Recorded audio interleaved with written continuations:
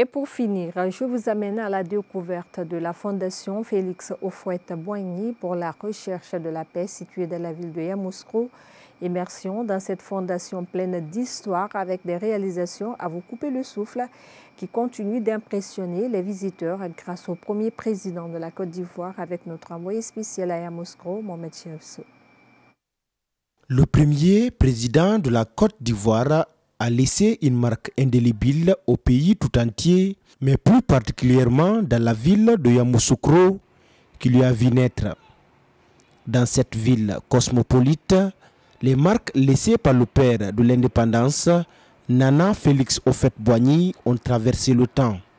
Parmi ces différentes réalisations de l'enfant du pays baoulé, figure en bonne place la Fondation Félix Houphouët-Boigny pour la recherche de la paix.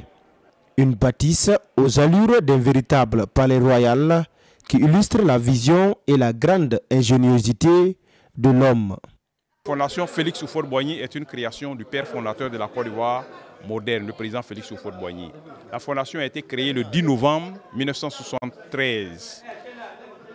Le 10 novembre 1973, et ils ont mis 10 ans pour bâtir l'édifice que vous voyez, de 1977 à 1987.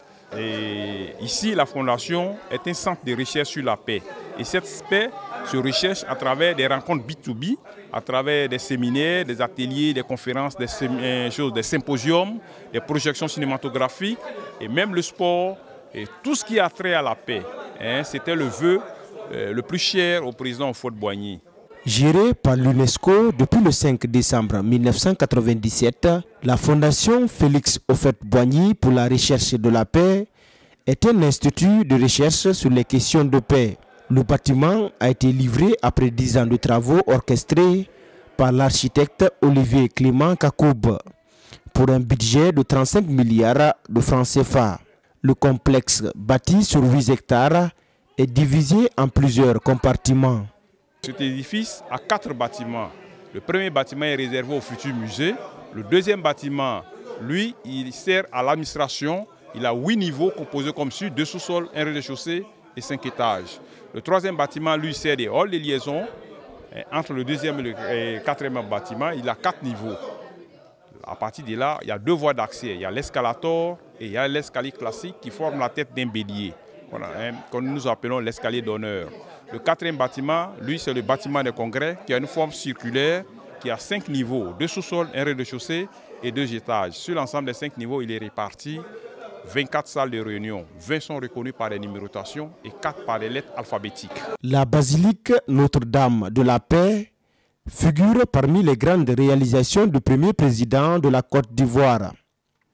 C'est l'une des plus grandes églises catholiques et le deuxième plus haut édifice chrétien dans le monde, derrière l'église principale de ULM, construite à l'initiative de Félix Houphouët-Boigny lui-même en 1983. Son apparence rappelle déjà celle de la basilique Saint-Pierre de Rome en Italie. Notre immersion dans la ville de Yamoussoukro s'est achevée dans le lac de crocodile connu dans le monde entier. Situé à l'entrée du palais présidentiel, ce lac abrite des crocodiles sacrés qui se chiffrent à plus de 200 environ. L'heure du repas quotidien de ces animaux est un véritable spectacle pour les habitants de la ville, mais aussi pour plusieurs visiteurs étrangers.